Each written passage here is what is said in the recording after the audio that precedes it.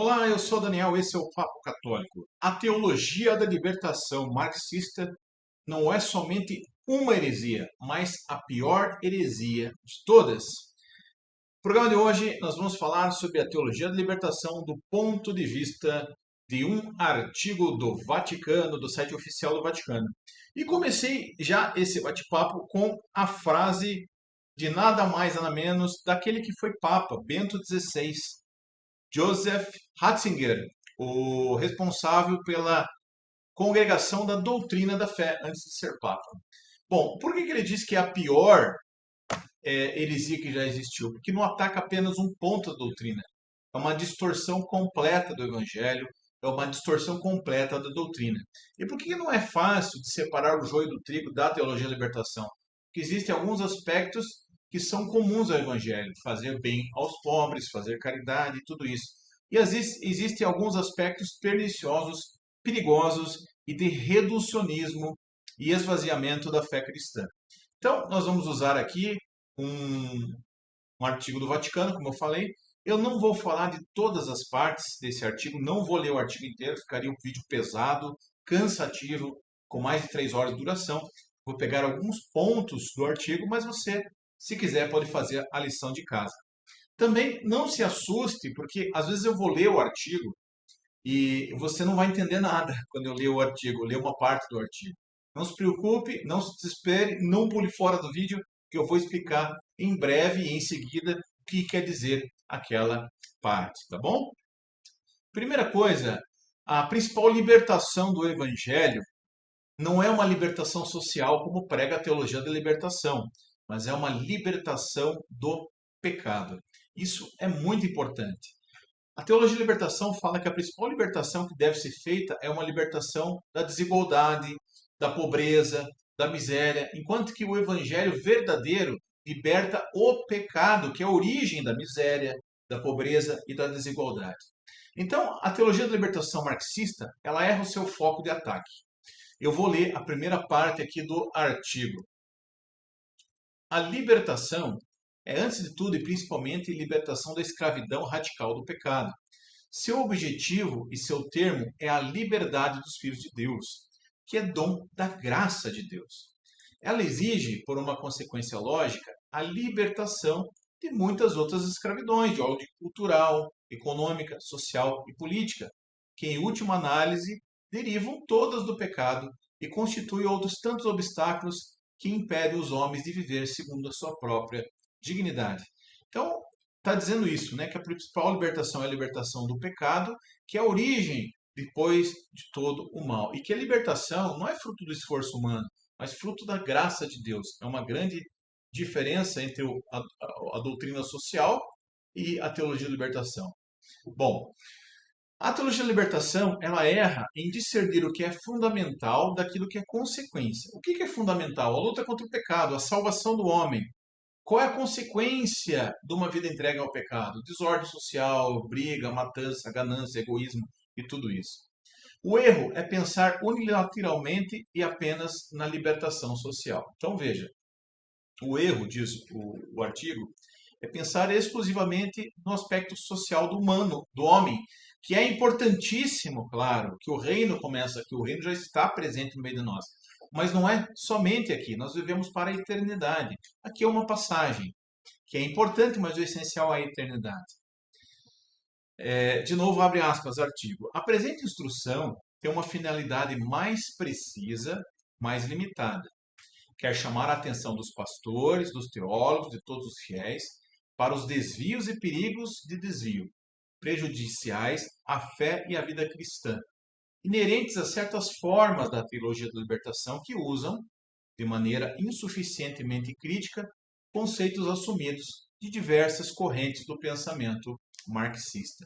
Então, o artigo vai dizer que existem várias teologias da libertação que até brigam entre elas, mas que a mais perniciosa, sem dúvida, é aquela que une conceitos marxistas antagônicos ao evangelho dentro do evangelho. O artigo continua: não é uma desaprovação aos que trabalham pelos pobres e nem aprovação por aqueles que permanecem neutros. Então, Criticar a teologia da libertação, gente, não é criticar quem faz obra social, não é criticar quem está na rua cuidando dos mendigos. Nada disso, não misture as coisas, tá? Abre aspas. Ao revelar-lhes a sua vocação de filhos de Deus, o Evangelho suscitou no coração dos homens a exigência e a vontade positiva de uma vida fraterna, justa e pacífica, na qual cada pessoa possa encontrar o respeito e as condições da sua autorrealização espiritual e material.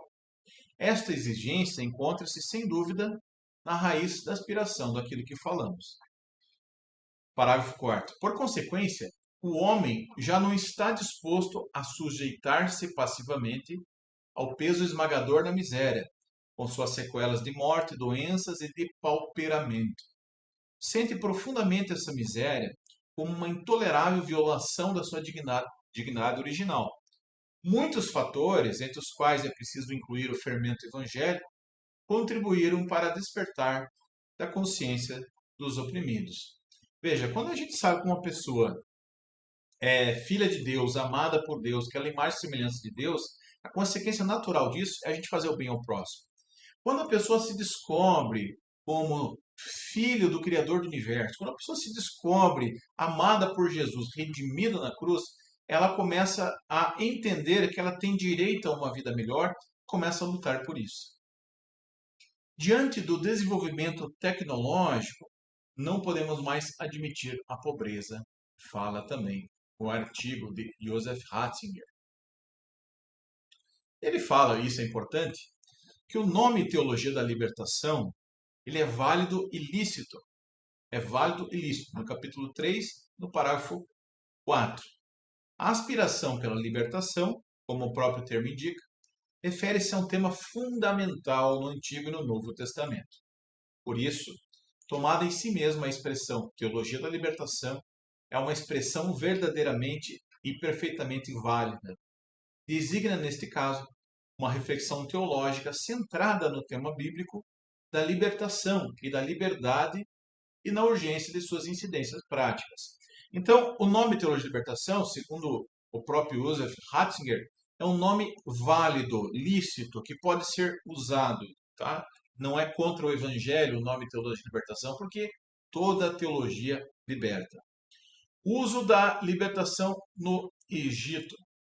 Os teólogos da libertação marxista gostam de usar muito que a interpretação da fuga do Egito do povo hebreu, subjugado, comendo cebola, escravizado, que vai rumo à terra prometida. Ok, o problema disso é que eles veem só essa dimensão social, né? A dimensão da escravidão social, e se esquecem que há muito mais conceitos espirituais ali, muito mais ensinamento sobrenatural e espiritual de uma vida nova, de um novo nascimento, de uma passagem, que somente uma questão social. Abre aspas. Por isso, a libertação do Êxodo não pode ser reduzida a uma libertação de natureza prevalentemente ou exclusivamente política. É significativo, de resto, que o termo libertação seja às vezes substituído na Sagrada Escritura por outro muito semelhante, de redenção. O termo libertação ele é substituído muitas vezes porque ele diminui o que Jesus veio fazer. Jesus não veio só libertar, Jesus veio redimir o homem pelo seu sangue, pelo seu sacrifício. Ele veio nos dar acesso à salvação, acesso a Deus, acesso ao Pai. E não somente lutar contra escravidão, injustiça social, opressão social. Capítulo 4. No parágrafo 5, diz o seguinte: os salmos nos remetem a uma experiência religiosa essencial. Somente de Deus se espera a salvação e o remédio. Deus, e não o homem, tem o poder de mudar as situações de angústia. Isso também é muito importante. Quando a teologia da libertação marxista, ela leva as pessoas a pegarem armas para lutar pela libertação, a pegarem armas para fazer o mal, a partir do uso da força querer mudar as coisas, ela erra. Porque a libertação pessoal, plena, de dentro para fora, só uma pessoa pode fazer. A graça de Deus, o Espírito Santo, a ação de Deus na nossa vida. Então, aqui há também uma grande diferença. Os teólogos da libertação se levantam como pessoas que podem sozinhas, talvez, fazer as coisas acontecerem, ou acreditando que é o homem que é o centro da mudança. E não é o homem que é o centro da mudança, o homem faz parte da mudança. Parágrafo 6. No Antigo Testamento, os profetas, desde Amós, não cessam de recordar com particular vigor as exigências da justiça e da solidariedade e de formular um juízo extremamente severo sobre os ricos e sobre aqueles que oprimem o pobre. Parágrafo 7 também se lembra no Novo Testamento as bem-aventuranças. Então, gente, é do Evangelho lutar contra as injustiças sociais. É do Evangelho combater a pobreza. É e faz parte do Evangelho fazer justiça. Faz parte das bem-aventuranças fazer justiça. Então, a gente vê hoje, quando as pessoas falam, o Papa às vezes fala sobre a necessidade de acolher migrantes, sobre a necessidade de acabar com a fome, sobre a necessidade de acabar com a desigualdade, as pessoas vêm com aquele discurso. É comunista, ou é teólogo da libertação. Não.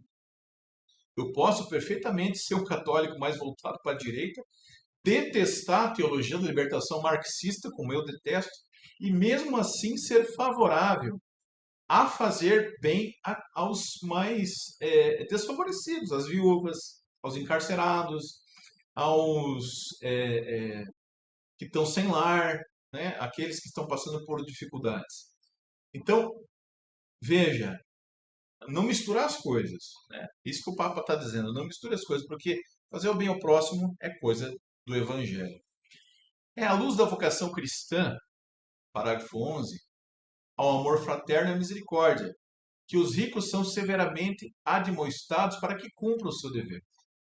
São Paulo, perante as desordens na igreja de Corinto, acentua vigorosamente a ligação que existe entre tomar parte no sacramento do amor e repartir o pão com o irmão que se encontra em necessidade.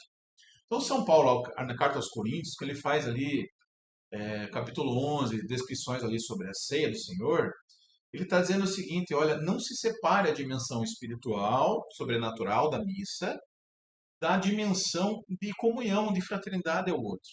O grande problema da TL é achar que a missa é só memória, que a missa é só partilha, que a missa é só comunhão material. E a missa é muito mais do que isso. A missa é sobrenatural. A missa é sacrifício. A missa é memória de Jesus. Então, não se extingue uma mudança social ou política para abraçar o Evangelho, diz o Papa Bento XVI. Parágrafo 13. Se o Novo Testamento se abstém de exigir previamente, como pressuposto para a conquista desta liberdade, uma mudança de condição política e social, é, sem dúvida, para salientar o caráter radical da emancipação trazida por Cristo, oferecida a todos os homens, sejam eles livres ou escravos politicamente. Por que o Evangelho não diz que para você ser cristão você tem que mudar de posição social, de posição política? Porque o anúncio é para todos. O anúncio cristão é para todos, porque a graça é de Deus, não depende do homem. O mal não é unicamente social. Outro erro da teologia da libertação, que eles insistem em pregar e reduzir, é pregar o mal somente como uma força impessoal. Os demônios da Bíblia nunca são. Você vai ver um teólogo da teologia da libertação pregando, ele não vai dizer que o demônio é aquele ser mesmo, pessoal, que Paulo VI diz que existe, que o próprio Papa Francisco diz que existe, que João Paulo II diz que o mal existe, que é uma pessoa pensante, um ser personalizado. O teólogo da teologia da libertação sempre vai ler o demônio como algo que é contra o avanço do bem social.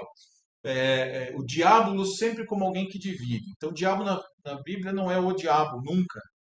É verdade que diabolos é quem divide, sim. E é verdade que muitas vezes na Sagrada Escritura não se está naquele ponto falando diretamente do mal, como a gente conhece hoje, do anjo caído, como a gente conhece hoje. especialmente no Antigo Testamento. Mas muitas vezes, e claramente no Novo, se fala assim ao personagem do mal. Ao personagem do mal mesmo, do mal personificado. Não se pode, tampouco, situar o mal unicamente ou principalmente nas estruturas econômicas, sociais ou políticas, como se todos os outros males derivassem dessas estruturas como de sua causa. Neste caso, a criação de um homem novo dependeria da instauração de estruturas econômicas, sociais e políticas diferentes. Há certamente estruturas iníquas e geradoras de iniquidades, e é preciso ter coragem de mudá-las. Então, aquilo que o Papa já disse antes, nós vamos retomar. Não é a causa do mal da humanidade as questões políticas, econômicas e sociais. O mal da humanidade é o pecado que corrompe, que está no coração do homem, que Jesus diz que é do coração do homem que sai as desordens, adultério, cobiça, avareza, riqueza, desordem de tudo quanto é tipo. Então, não estamos combatendo a raiz de todos os males. Esse é o grande problema da teologia da libertação. A raiz de todos os males é falta de conversão, é falta de comunhão com Deus, é falta de mudança de vida. Quando as pessoas se chegavam a Jesus e mudavam de vida, Zaqueu, o chefe dos cobradores dos impostos, ele disse: se eu defraudei alguém, eu vou restituir. Porque a salvação entrou no coração dele, e Jesus fala isso, a salvação entrou na sua casa, porque ele conheceu Jesus, porque ele foi amado por Jesus, ele estava pronto agora a cuidar do outro. E isso é o evangelho verdadeiro. Capítulo 6. Uma nova interpretação do cristianismo. Parágrafo 3 e 4, eu vou ler. O sentimento angustiante da urgência dos problemas não pode levar a perder de vista o essencial, nem fazer esquecer a resposta de Jesus ao tentador em Mateus 4,4. Não só de pão vive o homem, mas de toda a palavra que procede da boca de Deus. Deuteronômio 8,3. Assim sucede que alguns, diante da urgência de repartir o pão, são tentados a colocar entre parênteses e adiar para amanhã a evangelização. Primeiro o pão, palavra mais tarde. É um erro fatal separar as duas coisas, até chegar a opô-las. O senso cristão, aliás, espontaneamente sugere a muitos que façam uma coisa e outra ao mesmo tempo. A teologia de libertação erra nisso. Começa a fazer combate social, às vezes faz um trabalho maravilhoso, da creche que é necessário, cria orfanato que é necessário, faz a distribuição de cesta básica que é necessário, mas esquece da fome central do homem, de saber que ele é amado, de saber que ele não é terreno, de saber que ele é eterno, de saber que as coisas passam, de saber que o pecado é a raiz de todo mal, de saber que ele tem um grande preço. E aí não é raro a gente ver a Igreja Católica, dessa corrente fazendo a obra social, e os evangélicos indo lá, os neopentecostais, convertendo essas pessoas, porque pregam o básico e que as pessoas ainda não sabem. O querigma, Deus te ama, o pecado te separa de Deus, Deus te salvou, a salvação é grátis. Crê em Deus, se converta, assuma Jesus como teu Senhor na vida, no trato com a sua esposa, no trato com o vizinho, no seu negócio. Então, a teologia da libertação às vezes esquece que as coisas precisam ser feitas juntas. Quando Jesus curava alguém, quando Jesus fazia um milagre, ele estava sempre pregando a palavra junto. Jesus não fazia milagre de graça. O milagre levava à salvação do homem. Quando aquele homem coxo é colocado sobre a casa da sogra de Pedro pelo teto, Jesus primeiro perdoa os pecados dele, para depois fazer ele andar. Ou seja, há uma duplicidade entre a cura espiritual e entre a cura física, que não se deve ser separada. Parágrafo 4. Alguns parecem até que a luta necessária para obter justiça e liberdade humanas, entendida no sentido econômico e político, constitua o essencial e a totalidade da salvação. Para estes, o evangelho se reduz a um evangelho puramente terrestre. E isso é muito triste, porque aí reduz Jesus a um reformador social. Aí Jesus não é diferente de um qualquer maluco por aí. Aí Jesus não é mais do que um homem que fez o bem para os outros.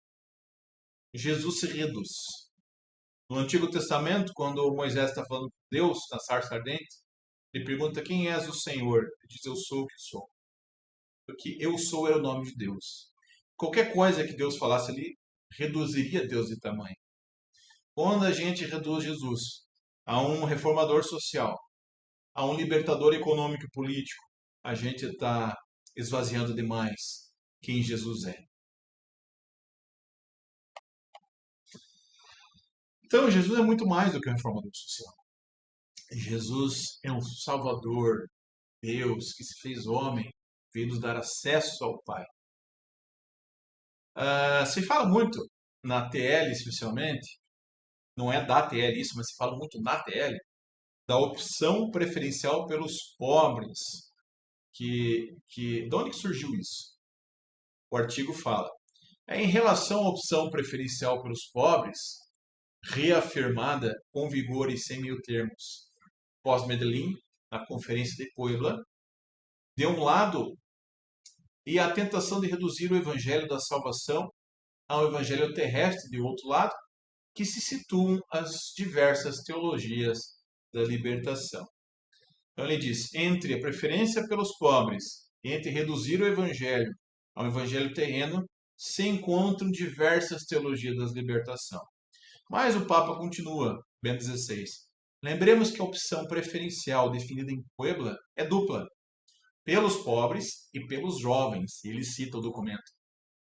É significativo que a opção pela juventude seja, de maneira geral, totalmente esquecida e silenciada. Ou seja, Otélia pega aquilo que convém para ela, né? E esquece da orientação de se pregar aos jovens que são o presente da igreja e o futuro da igreja. Capítulo 7 vai falar da análise marxista.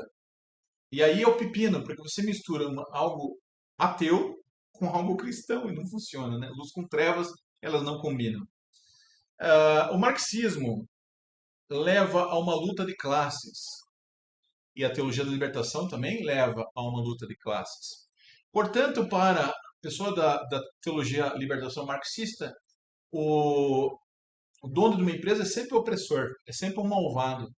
O rico é sempre a pessoa ruim, desonesta, causa de todos os males. Por isso, para a teologia da libertação marxista, o capitalismo é o demônio na terra, é o diabo na terra, e deve ser combatido, e o comunismo deve ser apoiado e deve entrar. A teologia da libertação marxista, ela se infiltrou na igreja na época da Guerra Fria.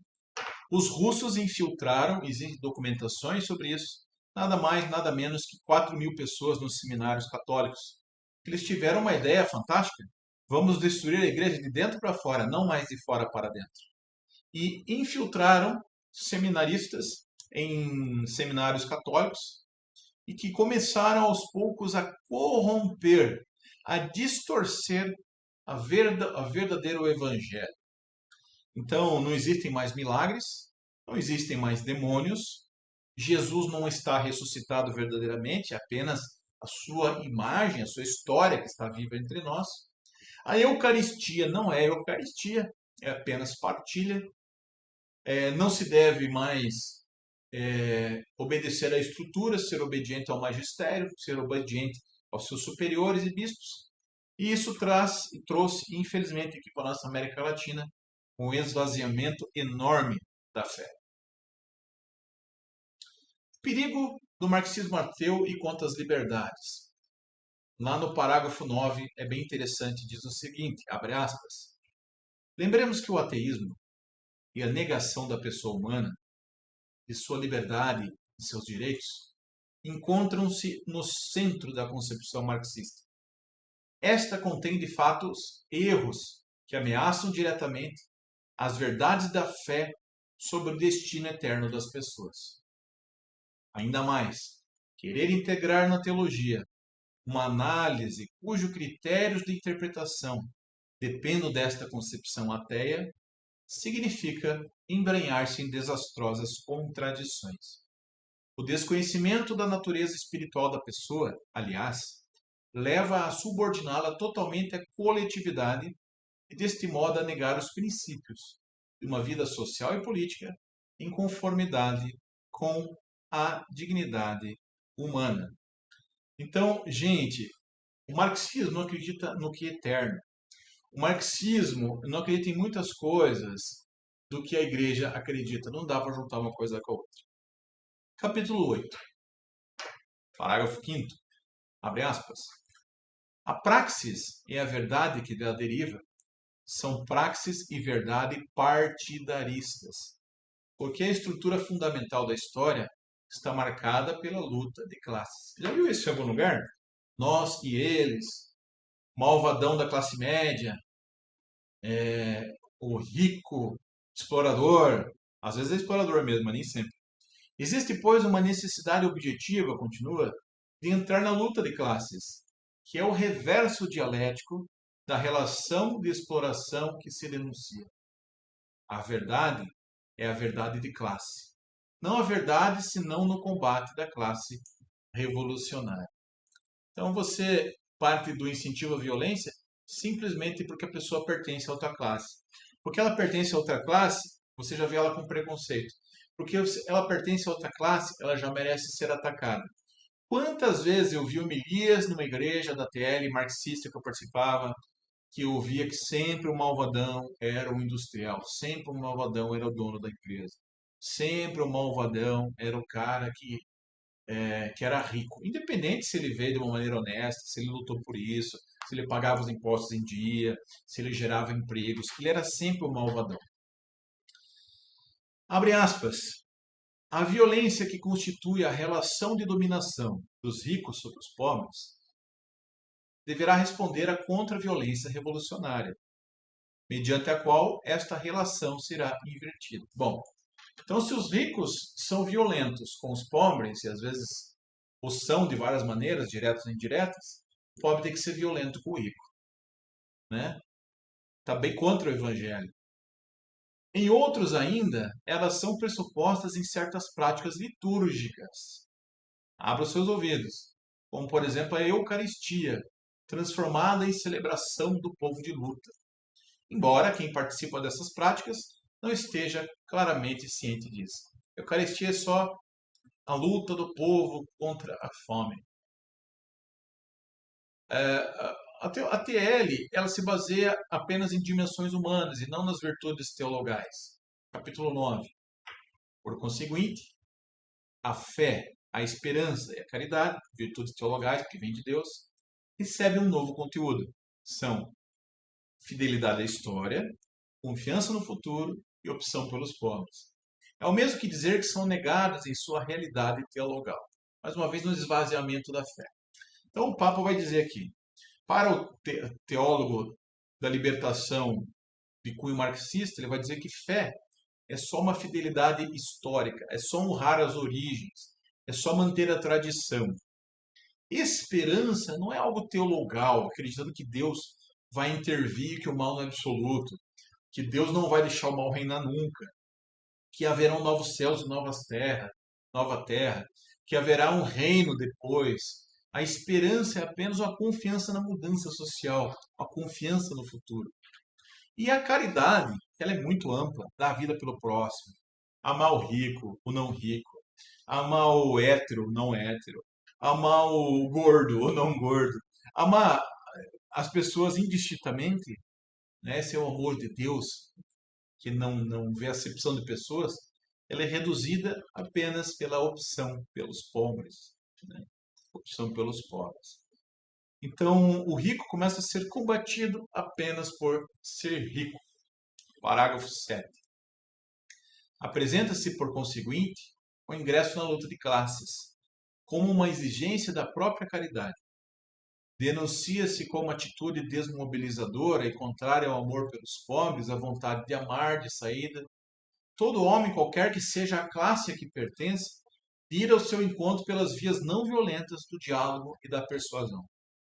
Mesmo afirmando que ele não pode ser objeto de ódio, afirma-se com a mesma força que, pelo fato de pertencer objetivamente ao mundo dos ricos, ele é, antes de tudo, um inimigo da classe a se combater. Então, combata simplesmente por ser da classe rica, né? E cita no artigo o erro de Boff. E Boff é uma coisa muito interessante. As pessoas parecem que tem um caso com Leonardo Boff, porque todo o curso de teologia onde eu participei, o Boff é muito citado. Aí você vai dizer, alguns dizem, não, mas ele é bom em alguns aspectos, ele só errou em um aspecto. Mas, gente, com tanto doutor da igreja, Santo Afonso Maria de Ligório, com tantos doutores da igreja, com tanta coisa rica na nossa igreja, será que é necessário mesmo pegar Leonardo Boff, que teve um embate com Bento XVI, com o magistério da igreja? Eu penso que não. Parágrafo 13. A partir de semelhante concepção da igreja do povo, elabora-se uma crítica das próprias estruturas da igreja. Não se trata apenas de uma correção fraterna dirigida aos pastores da igreja, cujo comportamento não reflita o espírito evangélico de serviço e se apegue a sinais anacrônicos da autoridade que escandalizam os pobres. Vou parar aqui um pouquinho.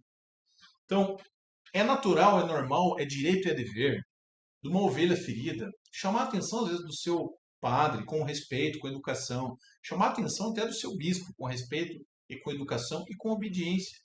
Agora, Leonardo Boff, ele propõe uma igreja do povo, para o povo e com o povo, onde não hajam hierarquias. Ele via a hierarquia como algo má, algo ruim, algo a ser combatido.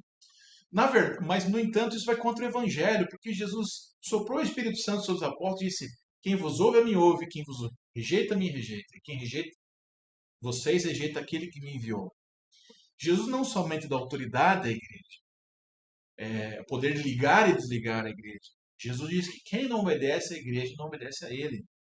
Mas a hierarquia, ela foi responsável por a Igreja Católica, mesmo nessa pluralidade de jeito de ser católica, ela ainda é una na sua doutrina.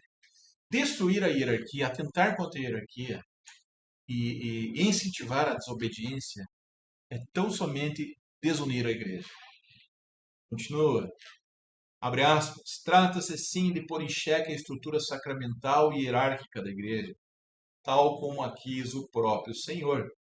São denunciados na hierarquia e no magistério os representantes objetivos da classe dominante. É preciso combater. Ou seja, quem tem poder, bispo, é classe dominante, precisa combater. Teologicamente, essa posição equivale a afirmar que o povo é a fonte dos ministérios e, portanto, pode se dotar de ministros à sua escolha, de acordo com as necessidades da sua missão revolucionária histórica. Por fim, o pior erro da teologia da libertação, capítulo 10, é uma nova hermenêutica, é uma nova interpretação do Evangelho. O Evangelho é sempre visto com a lente de contato de Jesus revolucionário. O Evangelho ele é esvaziado de espiritualidade, de salvação, de querigma. O Evangelho é tão somente uma luta de classes, é tão somente uma questão política, é tão somente uma questão social. Parágrafo 1. A concepção partidarista da verdade, que se manifesta na praxis revolucionária de classe, corrobora esta posição. Os teólogos que não compartilham as teses da teologia da libertação, a hierarquia e, sobretudo, o magistério romano, são assim desacreditados a priori, como pertencentes à classe dos opressores. A teologia deles é uma teologia de classe.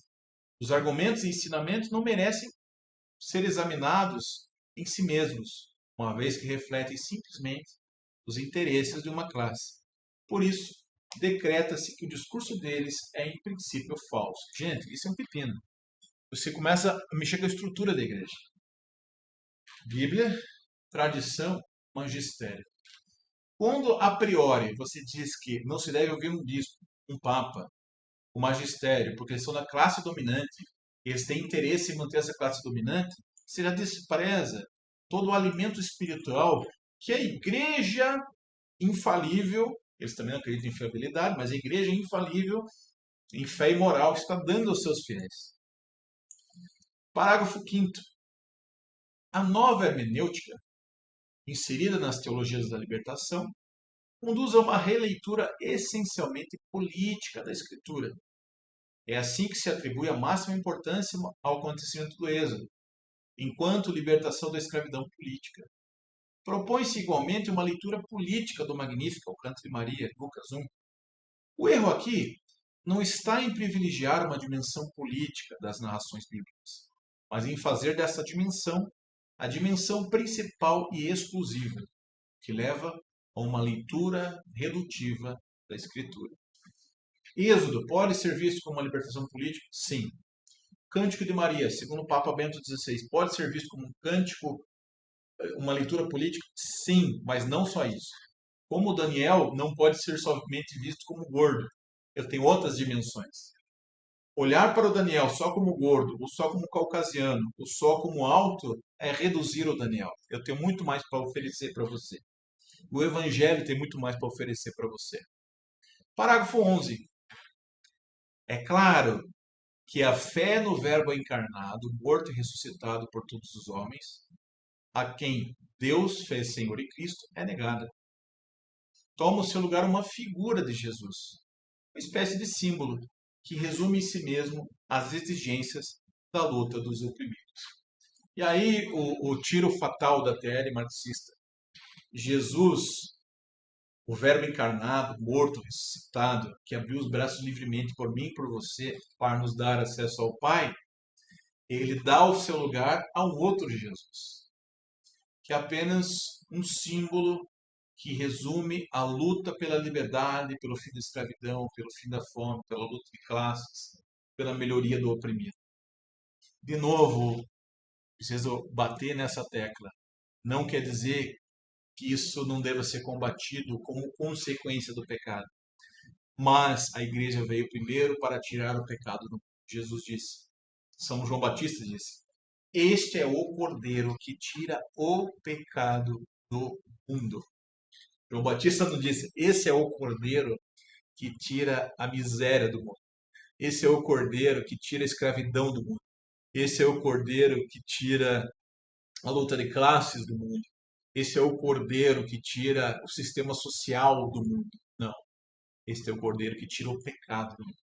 Como consequência, muitas dessas coisas. Mas eu espero que você entenda que quem é alimentado com a teologia da libertação sente fome, talvez não a fome de pão, mas a fome espiritual. A fome num Deus que ama, a fome num Deus próximo, a fome num Deus verdadeiramente vivo, um Deus verdadeiramente ressuscitado. A fome de um Deus, às vezes, não dos teólogos, mas o Deus dos profetas, o Deus dos místicos, o Deus dos íntimos. Espero que você entenda, de uma vez por toda, o mal que faz essa teologia da libertação marxista. E que você entenda que o verdadeiro evangelho, ele naturalmente é um evangelho que tende a amar a Deus e tende a amar ao próximo ao mesmo tempo. Não somente a cruz tem a ligação vertical e não somente a cruz tem a dimensão horizontal. A cruz é a ligação com Deus e a cruz é a ligação com o outro.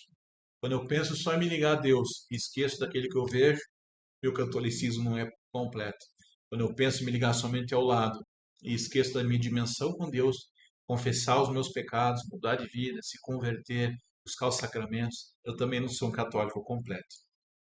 Faça um favor, diga para mim o que você achou desse vídeo. Compartilhe esse vídeo. Deixe o like nesse vídeo. Copie e colhe esse vídeo onde você quiser. Ajude a divulgar e a formar os católicos. Paz e bem, se inscreva, ative a notificação. Deus abençoe. Até o próximo vídeo.